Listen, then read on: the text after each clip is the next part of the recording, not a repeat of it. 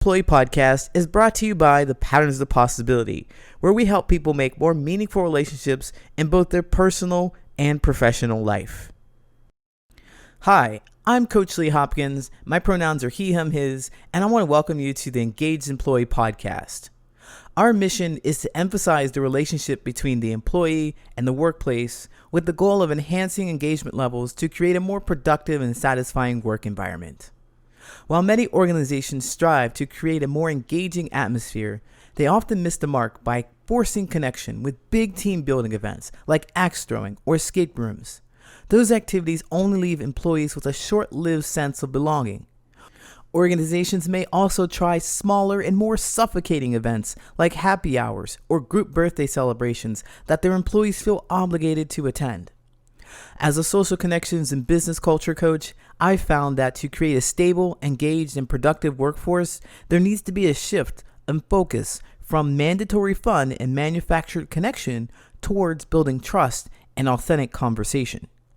Join me and a guest as we dive into social wellness strategies for the individual employee, techniques for developing interpersonal relationships with coworkers, and even some approaches for leaders to enrich the overall organizational culture. The Engaged Employee Podcast starts now.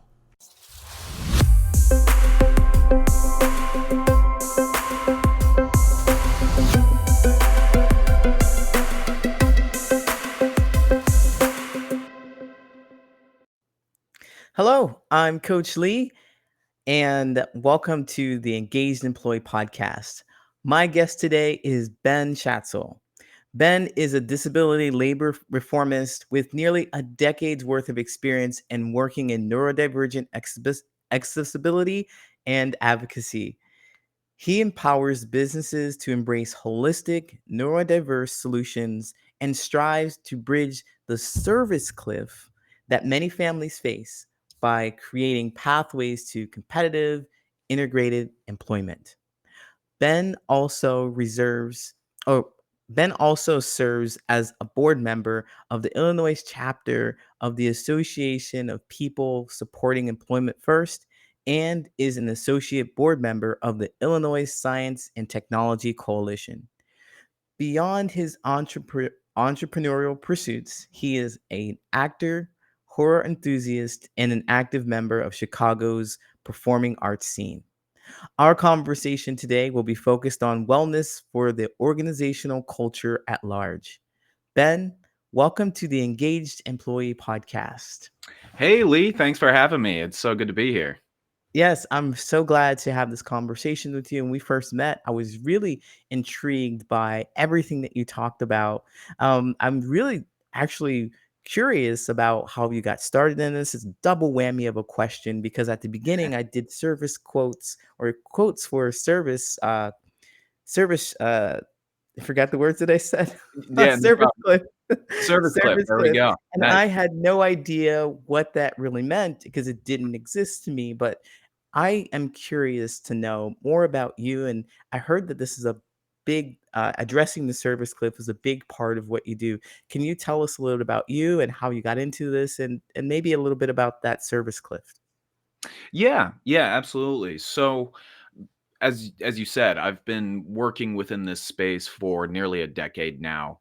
And when I started working with autistic youth and neurodivergent youth, I was working in the therapy world. And so I had clients of all different ages. I had a client who was as young as 2 years old, and the oldest client that I worked with was 19. And so, as you could imagine, there were very different situations that we were working on, kind of based off that client's age. But one very common through line that I noticed across all of my clients was that they were looking ahead to the future. And what that looked like to them included a lot of unknowns, particularly as they would age out of the public school system. So the way that it's set up is typically students will go to high school through age 18 or so. If they're eligible for a high school transition program, maybe they're able to stay in school until they're 22, spend a few more years learning some life skills and independent living, pre employment skills.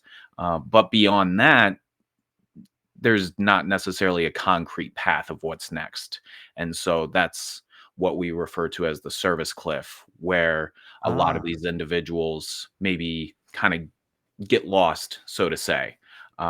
And so, what I want to do is really create a pipeline for individuals, build a bridge that kind of connects the world of education with the world of employment, and ideally do so in a way that creates opportunity for everybody, even if they're not necessarily pursuing a path of higher education. So essentially, the service cliff is the end of the services that are offered. And just imagine someone looking out into the beyond, not sure what to do next. It looks like there's nothing else available. And so you're looking to create a bridge to the next possible thing that a service that helps them get to the next possible place, which is employment. Right, exactly. And the way I see it is there's really a benefit on both sides. Of course, Hmm. we want to create a world that is more accessible and accommodating for neurodivergent individuals and autistic individuals. But at the same time, we want to be able to assist employers in being able to sort of capture this talent pool or engage with this talent pool in a way that makes sense for their organization to meet Yeah. their modern workforce needs. Yeah, absolutely. I think that often groups who are just essentially marginalized or they're smaller groups, they don't really get a fair look at their skills and abilities because we're looking at the traditional people who are in the roles. This is the person that we want. This is the attributes that they think we're going to fit because they've traditionally worked before. Now we have this new group of people whose skills and abilities don't quite match, but we don't know what to do with them. We wouldn't know, or employers wouldn't know what to do with them or how they're going to be a benefit because they perhaps one reason is, and you're the expert on this, so I'm looking for more insight from you. But perhaps one reason is that employers just do not know how to see the value in these new people. It's a time consuming, it's resources, they don't know where to start. And I believe this is where your service comes in and bridges the gap. Right. Yes, I would agree with a lot of that. And the way that I like to frame it is that neurodiversity is another flavor of diversity, right? Whereas we might look at diversity within other marginalized groups, like you touched on, Lee, whether that's marginalization as it pertains to race, sex, gender, religious identity, cultural background. The same concept applies with neurodiversity, but it's a little bit different because you're not necessarily able to just look at somebody and tell whether or not they have neurodivergence or they are neurodivergent.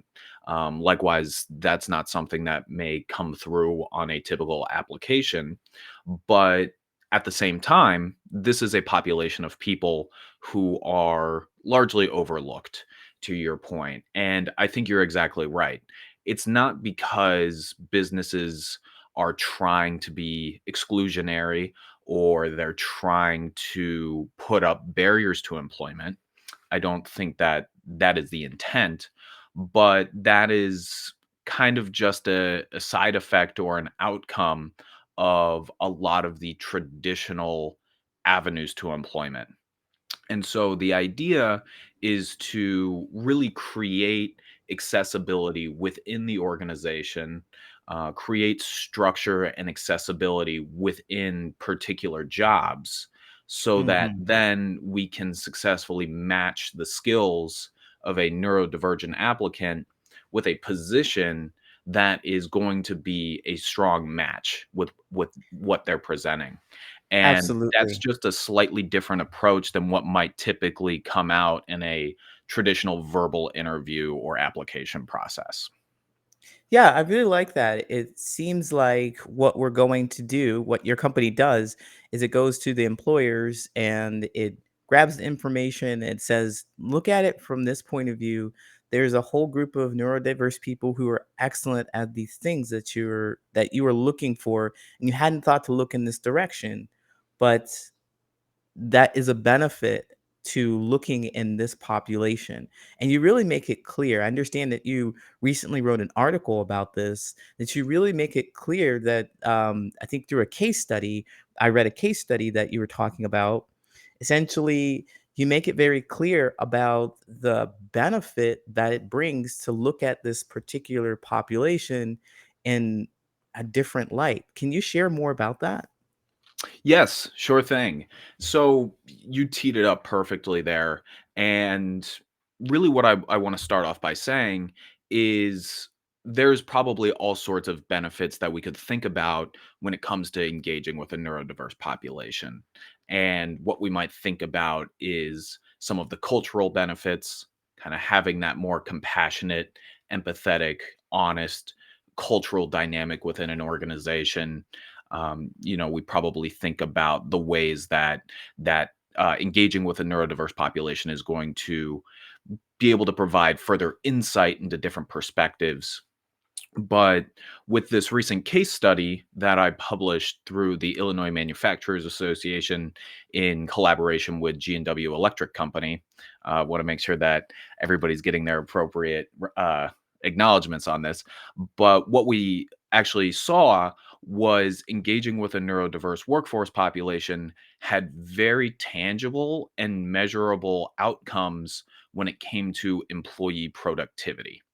And it wasn't just some of those soft outcomes or effects that you would expect to see, even though those were there in terms of empowering the culture, some of those perspective insights, increasing communication across different uh, profiles of people within an organization.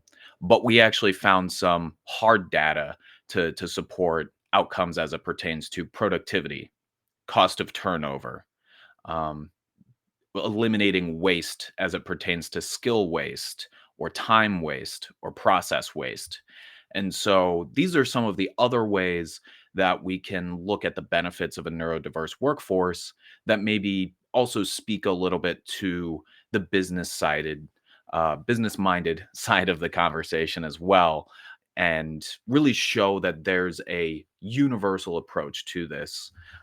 One other note that I do want to touch on while we're on this topic is I think that sometimes from the business point of view, it might feel like another step that has to happen, right? And that's sort of the current landscape within a lot of business HR organizations or HR departments is how are we engaging with this particular population? How are we engaging with this other particular population as it pertains to either different marginalized groups or so on? And I think when we come at it from a neurodiverse lens, I want to think about it less of how are we engaging with the neurodivergent population and take a step back and say, how can we create some universal process so that anybody who engages with this application cycle, this job process, this communication process, anybody that engages with these things, whether they be neurotypical or neurodivergent, they are being supported, they feel comfortable, and we're able to meet that employee where they're at. And to me, that's what true neurodiversity is all about. It's not all about engaging with neurodivergent people, but being able to create space where people at all different uh, sort of tiers or spaces or Yeah. places within that neurodiverse spectrum feel comfortable and supported. I love that. I believe that it's very universal. It speaks to everyone. We don't want to over adjust. We won't want to over adjust and exclude the atypical or the rate the divert. I forget what you said.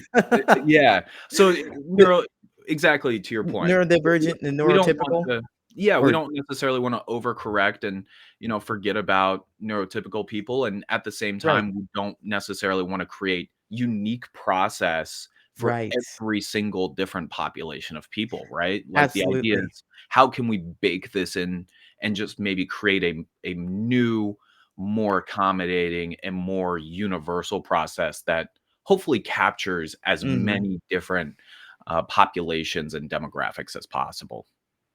Absolutely. That is the dream, to make it really simple and acceptable for everyone, easy for everyone. So, with that said, we just have a few minutes left here. I wonder if you have anything that you might share with the people who perhaps, they don't know that what they don't know as far as excluding people. This podcast is all about helping people make meaningful connections in the workplace. And we talked about it overall, but let's say I'm just a regular person who's working my job and I'm not sure about what I do know or what I don't know about neurodivergent people, neurodivergent experiences. And I wonder, I want to be as inclusive as possible. What would you share with someone who or is sitting in that shoes or sitting in that seat, has those feelings or has that experience? Mhm.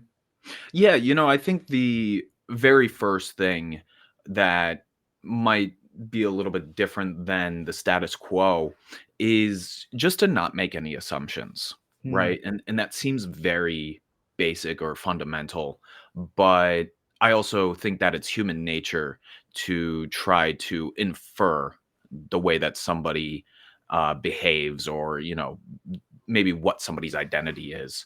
Right. And so I would just want to sort of put a pause on that and maybe take a step back. And if you find yourself doing that and saying, "Oh, I think this person might be autistic. I think this person might be neurodivergent," just hold that thought and acknowledge that it's not necessarily important to know whether or not somebody is autistic. And of course, if they disclose that information to you and they ask to be addressed in a certain way, or they ask to be communicated with in a certain way, then respect those boundaries and those Mm, requests.